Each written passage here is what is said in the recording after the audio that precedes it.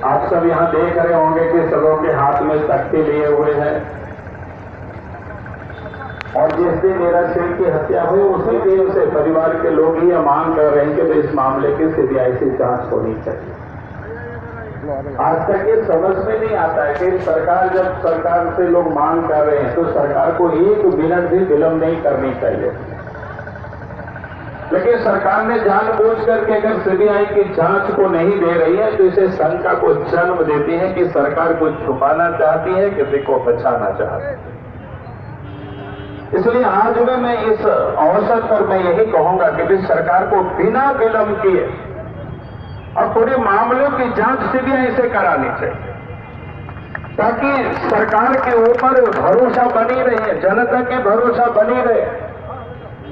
और सीबीआई जांच की मांग के लिए धनबाद से लेकर के लोग रांची तक अगर लोग प्रदर्शन करते हैं, धरना करते हैं और सरकार सुनती नहीं है, इसका अर्थ होता है कि जितनी भी राज्य में इस प्रकार की जो घटनाएं हो रही है सरकार के सब कुछ जानकारी नहीं हो रही है। अगर ये जांच होगी निष्पक्ष रूप से सीबीआई से तो निश्चित रूप से इसका उजागर होगा और उन लोग भी पकड़े जाएंगे कि जो लोग इस हत्या के पीछे जो षड्यंत्र कर रहे हैं। और इसलिए मैं इतना ही कहूंगा कि इसकी जांच होनी चाहिए। हमारी पार्टी शुरू से ही इस मत की रही है। बच्चा सिंह जी ने एक दिन टेलीफोन से हमें बात किए थे, उन्होंने बताया कि हमने कहा कि हम लोग तो शुरू से ही इस मत के, लेकिन इस राज्य में एक ही घटना नहीं, अगर आप सारे घटना जितनी भी घटनाएं को उसको देखेंगे जब से इस देश में और प्रदेश में भारतीय जनता पार्टी की सरकार बनी तो लगता है कोई काम की कोई चीज रह गई है। अब तो लगता है कानून तो भारतीय जनता पार्टी या उनसे जुड़े हुए संगठनों के लोगों ने अपने हाथों में ले रखा है। इसलिए आज अब हिंदुस्तान के पूरे तस्वीर को देख लीजिए, किस प्रकार से घटनाएं कहां कहां क्या हो रहा है। यूपी में पहले अखलाक को किस प्रकार से मारा गया, यूपी छोड़ दीजिए, उस समय वो कह सकते हैं वहां दूसरों की सरकार थी। राजस्थान में थोड़े दिन पहले अलवार में जो घटना घटी, किस प्रकार से बेरहमी से पालो खान को मार दिया गया। भाई आपकी सरकार है, अगर कोई कानून का उल्लंघन कर रहे हैं उसके लिए पुलिस बैठी हुई है, उसके लिए अदालत है, लेकिन उनको अदालत पर भरोसा नहीं है, पुलिस को भी भरोसा, पुलिस पर भी भरोसा नहीं, अपनी पुलिस पर भी भरोसा नहीं है। कानून को हाथ में लेकर के और डंडे के बल पर इस देश में और प्रदेश में शासन करना चाहती है और इसका विरोध होनी चाहिए। आज पूरे प्रदेश में, पूरे देश में ही हो रहा है। झारखंड की धरती में आप देखें, जब से सरकार बनी है, यहाँ बीजेपी की सरकार बनी है, तब से यहां कितने गोली कांड हुई। गोला में गोली कांड हुआ, 2 लोग मारे गए, बड़का गांव में गोली कांड हुआ, खोटी में गोली कांड हुआ, आधा दर्जन से अधिक लोग मारे गए हैं, सैकड़ों लोग घायल हुए, हजारों लोगों के ऊपर एफआईआर हुआ है। हम लोगों ने उन सारी घटनाओं के बारे में कहा कि वे अब न्यायिक जांच कर रही है।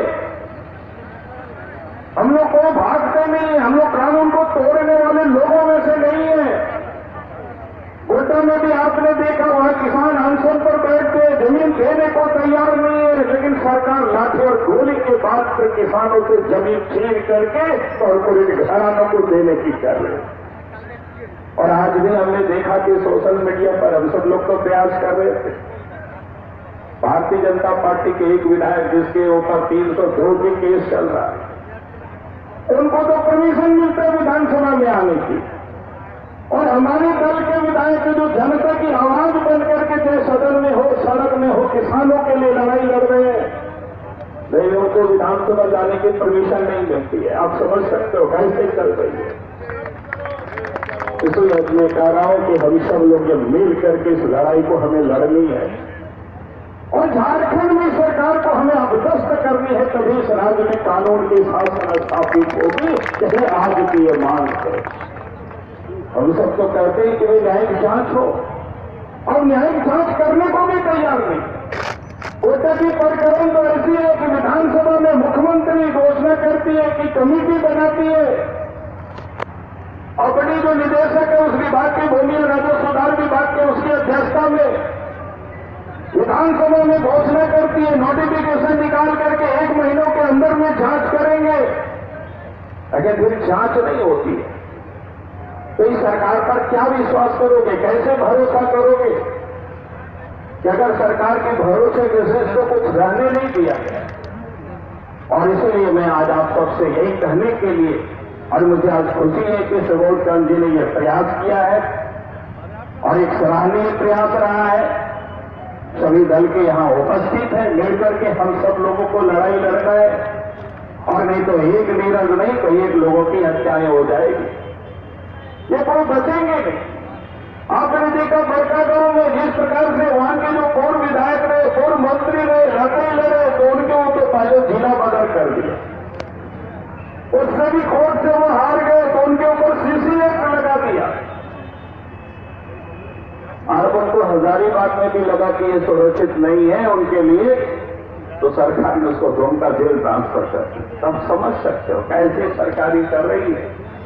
और इसलिए मैं आज आप सबसे यही कहने के लिए, और आप सब लोगों ने जिस प्रकार से जो आज हम सब एक साथ मिल करके लड़ाई, आने वाले समय में भी हमें लड़ाई लड़नी होगी, ताकि इस राज्य से इस सरकार को हमें अपदस्थ करनी है।